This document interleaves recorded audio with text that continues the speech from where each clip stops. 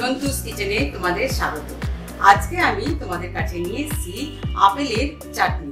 দেখো সামনে আমাদের ভাইফোঁটা আসছে, তো সেই উপলক্ষে তোমরা এটা বানাতেই পারো বা নানা রকম উৎসব হয় আমাদের, তো এটা নতুন জিনিস তুমি বানিয়ে সবাইকে খাইয়ে চমক লাগাতে পারো। তো তার জন্য আমি তোমাদের কাছে আজকে নিয়ে এসেছি এটা আপেলের চাটনি। তুমি যে কোনো আপেল দিতে পারো, লাল হোক বা গ্রিন হোক বা গোল্ডেন হোক, যে কোনো আপেল। তো আপেলটা কাটলে কিন্তু আমাদের দেখি লাল হয়ে যায়, সেই জন্য আমি আগে থেকেই এগুলোকে কেটেছি। দেখো ছোটো ছোটো এরকমভাবে পিস করে নিয়েছি, নিয়ে এগুলোকে আমি নুন আর জলে ডুবিয়ে রেখেছি যাতে এটা লাল যাতে না হয়ে যায়, বুঝতে পেরেছ?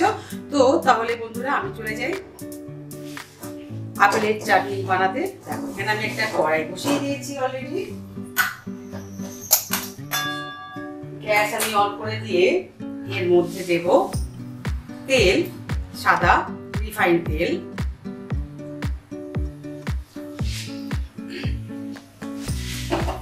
তেলটা একটু গরম হোক, ততক্ষণ আমি একটু ওয়েট করি। তোমাদের গরম হওয়া পর্যন্ত অপেক্ষা করতে হবে, তাই আমি একটু ওয়েট করছি। দেখো তেল আমার গরম হয়ে গেছে। আমি এখানে গোটা জিরে ছোট চামচা, 1 চামচা, 2 শুকনো লঙ্কা ফোড়ন দিয়েছি।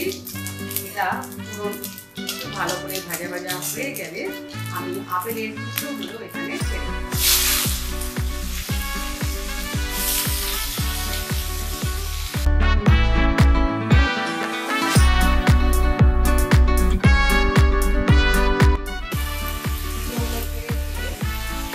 আমি একটু আন্দাজ করে দিয়ে দিলাম।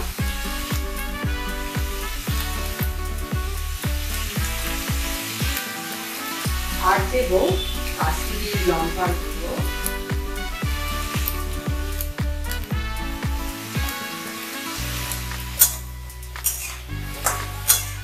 এগুলোকে ভালো করে আমি একটু ভাজা ভাজা করে নিয়ে এতে অল্প করে জল দিয়ে আমি এটাকে ফুটতে দেবো।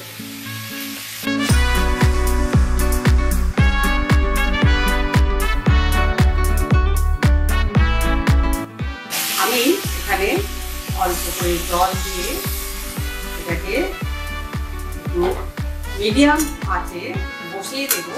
আপেলগুলো সেদ্ধ হওয়া পর্যন্ত আমরা একটু অপেক্ষা করব, ঠিক আছে বন্ধুরা? তো এটা আমি একটু মিডিয়াম আঁচে এটা দিয়ে দিচ্ছি যাতে আপেলগুলো একটু নরম হয়ে যায় এবং গলে যায়। তারপরে আমি তোমাদের কাছে ফেরত আসছি। দেখো বন্ধুরা আমার আপেলটা একটু নরম হয়ে এসেছে, আমি তখনই দিয়ে দেবো এখানে সুগার, মানে তোমার গুঁড়ো করে রেখেছিলাম চিনি, সেই চিনি গুঁড়ো আমি এখানে পরিমাণ মতো দিয়ে দেবো। কারণ এমনি আমার আপেল মিষ্টি হয় অনেক সময়, তো আমি পরে টেস্ট করে বাকিটা অ্যাড করতে পারবো, তো এখনই একসাথে দিয়ে দেবো না। তো আমি কিছুটা চিনি এখানে মিশিয়ে দিলাম, আগে চিনি দিলাম, চিনি থেকে অনেকটা জল বের হবে, তো একসাথে এটা আরো ভালো সেদ্ধ হয়ে যেতে পারে। আচ্ছা, এবার দেব তেঁতুলের পাল, লাল তেঁতুলের পাল আমি এখানে দিয়ে দিয়েছি প্রায় 3 থেকে 4 চামচা, ছোট চামচা 4 চামচা।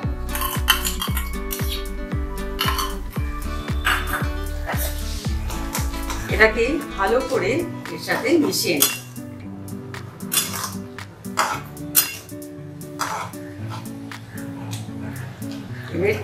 বাকিটা আরো বেশ ঘন হয়ে আসলে আমি তোমাদের কাছে আবার ফেরত আসছি।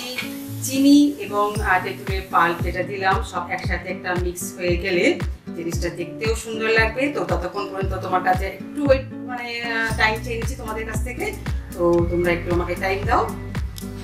দেখো আমার পুরোটা বেশ একটা মিশে গেছে।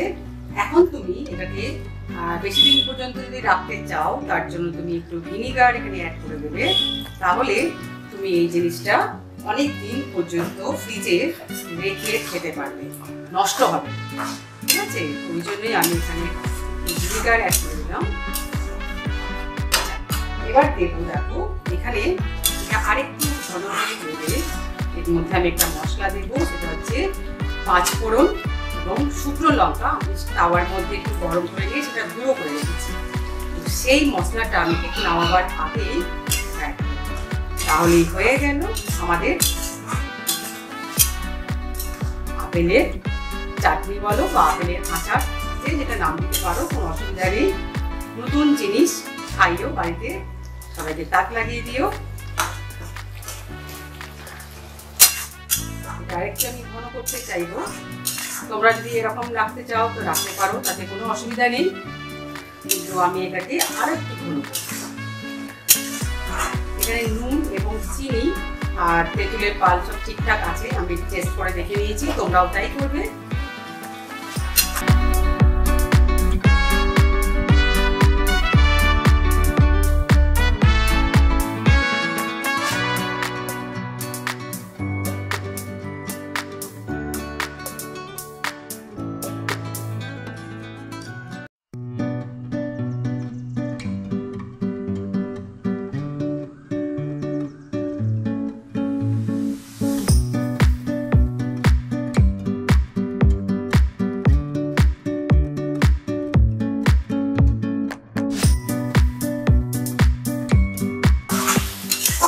হয়ে গেছে আমাদের আপেলের চাটনি বা আচার, যা বলবি তোমরা।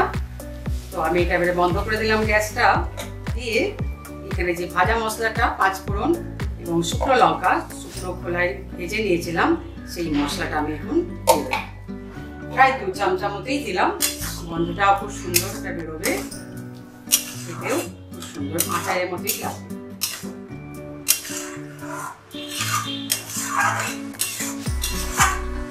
ঠিক আছে, তো আমি এটাকে এরকম সার্ভিং প্লেটে সার্ভ করবো।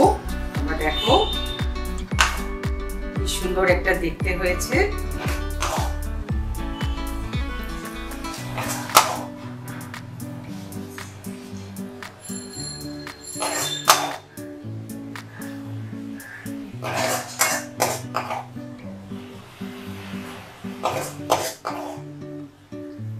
ঠিক আছে বন্ধুরা, তোমরা শিখে নিয়েছো। আমাকে তাহলে ছোট্ট করে একটা লাইক আর কমেন্ট দিয়ে জানিও কেমন লাগলো তোমাদের। যারা এখনো পর্যন্ত আমার চ্যানেলটি সাবস্ক্রাইব করতে পারোনি, প্লিজ চ্যানেলটি সাবস্ক্রাইব করো, পাশে বেল আইকনটা আছে অবশ্যই ক্লিক করতে ভুলবে না, তাহলে এরকম সুন্দর সুন্দর রেসিপি তোমাদের সামনে সবার আগে পৌঁছে যাবে। ঠিক আছে বন্ধুরা, তো আজকে আমি তো বিদায় নিচ্ছি, আবার ফিরে আসবো যে কোনো একটা ভালো রান্না নিয়ে। আজকের মতো টাটা।